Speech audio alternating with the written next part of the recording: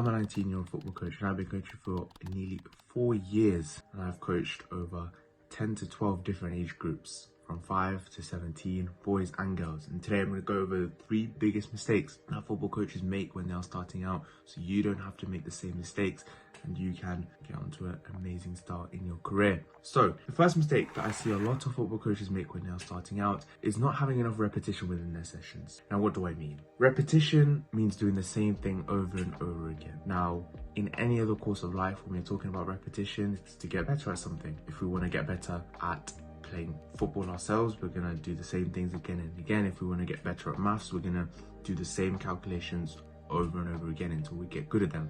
Different variations of the same skill, we do it again and again. In football, this is no different. What I mean by this is, if we want to get good at, for example, receiving with our back foot and playing with the other foot, it has to be a constant repetition of that same skill.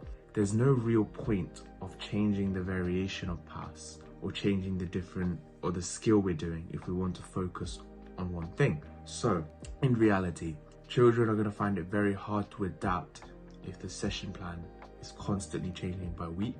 Even though you might think you're just doing the same thing again and again and again, it's honing the skills which they've learned the week before. And sometimes that is the most important thing you can do to make your session even better. Because a lot of the time, children, if you know what the objective of the session is and it's the same session plan you're picking up, then it makes it very easy for them to follow on. And it reduces your time for explanation, means they get more time in the field, means they get more time to practice, means they get way better at it. So repetition is, I would say, one of the most important things. It's not something to shy away from, it's nothing to be embarrassed about, nothing to be scared about either. It's something that's very important, and it will very much help your players hone their skills as best as possible. So repeat the same skills, go over them again and again. If it's the same shooting pattern or the same build-up pattern which you want to play, for example, you want to help your children play out from the back if it's a 9-a-side or even 11-a-side format. A lot of the times, very simply, all you need to be able to do is get your 2 centre backs, split the goalkeeper, and just keep practicing that same skill of playing out, giving it to the centre back, telling them where can you go, looking at the different options, playing into midfield, playing it into your fullback, and seeing if you want to circulate the ball around, playing out from the back, or if you want to go around or go under. Whichever way you want to play out from the back, whatever suits your identity as a football coach, that's what you need to be constantly repeating within your sessions. It doesn't have to be a different fancy skill each time. And I think a lot of football coaches fall foul of this, of changing the session type each time, because probably it feels good to do so. It feels we're trying to prove to ourselves that we know what we are doing, and I've done it myself. It's a mistake I've made as well. Keep changing, just to make it look like we know more, for example. But sometimes we know a lot, but that's the exact reason why we are making them do the same thing again and again. It'll make them much better, and it'll make them much better at doing one thing rather than do a million things and not be good at one. So it's probably the biggest thing we can look at is repetition within a football practice. Now, the other thing which I want to talk about, the second biggest mistake that football coaches make, is not having a goal for the session. There's no purpose. There's not one thing which you can look at the entire session designed for and look at and say, this is the objective. This is what we are here to do. It's very important, because if you start with a warm-up, let's say you're doing some stretches, then you maybe get into a rondo, then you maybe get into a play out from the back exercise, and then maybe you get out into a sort of 1-2 touch exercise, and then maybe you get into a shooting exercise, then finish with the game. Sometimes it will be very hard to pick out what the goal for the session is. Now, you could do that session, and it depends what you say, and within those drills you're doing, you could pinpoint exactly what you're looking for, and all of a sudden you might have a goal. What I mean by that is, let's say the goal of the objective of the session, we'll stick with the example of playing out from the back.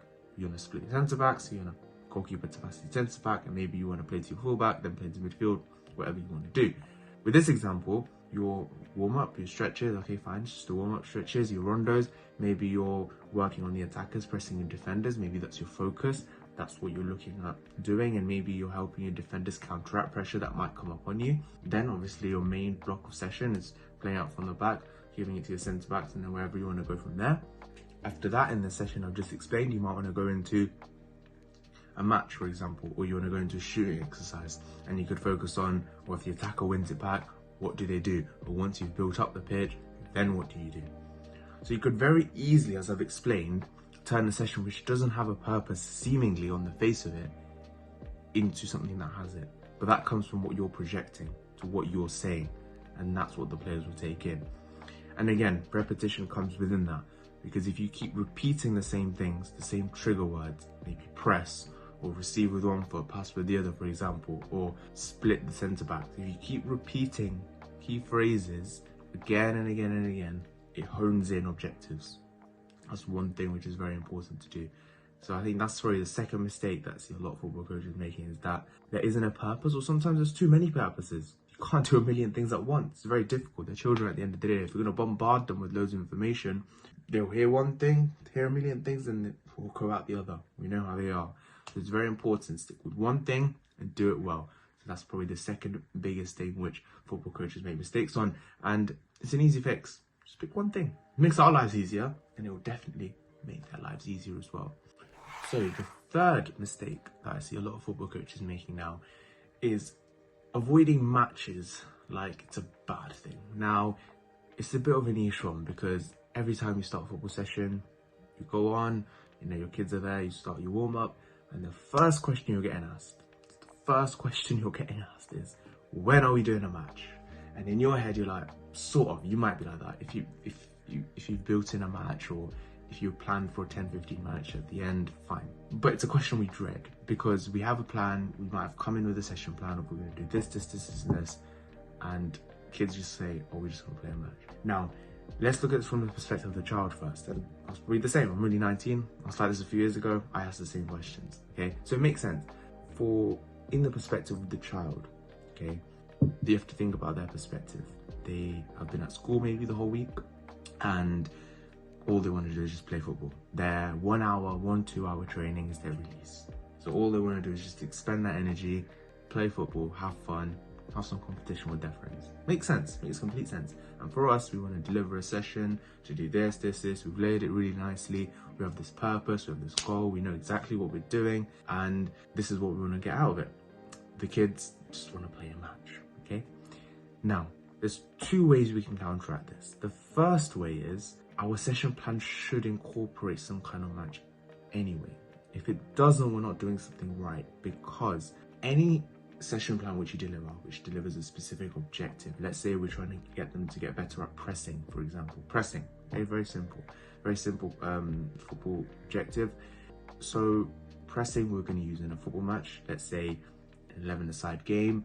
Attackers are going to be pressing defenders when defenders trying to play out. Your first attacker goes, then your second attacker goes, then your third attacker goes. However you want to structure it, your choice. Now, if you're getting them to practice this specific skill, at the end of it, there should be some kind of match scenario that goes through it.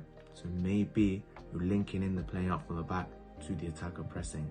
That should be done in the course of a game. And if you explain it like that to the child, and make it much more easy for them to understand. So make that clear to them, that there will be a match, it will be with a purpose and with a reason. And maybe your match scenario at the end could be 5-10 minutes of you guiding them through it, more of a drill sort of thing, and then maybe you can just let it flow, see how they work it out, which makes complete sense, which is a good idea to do. Second way you could counteract this is, if let's say this time it's very technical, you probably won't have time to do a match. Happens, we don't get much time, or maybe you don't get much pitch time, maybe you don't get as much pitch, sometimes happens. So in that situation, the best thing to do would be just to give them a match as a warm-up. Very simple. They want a match, that's what they want to do, and you want to do something technical which requires more of their focus. And if they're too focused on when the match is going to be, just give them the match to start with. 10-minute quick warm-up match, cool, they're happy, and then you can get on with the technical session you want to deliver. So those are the three main mistakes that football coaches make when they're starting out. I certainly made loads of mistakes, loads of these mistakes many times, but I'd say they're the three biggest that I have seen from myself and from others. So let me know what you think in the comment section down below. I'll see you in the next one.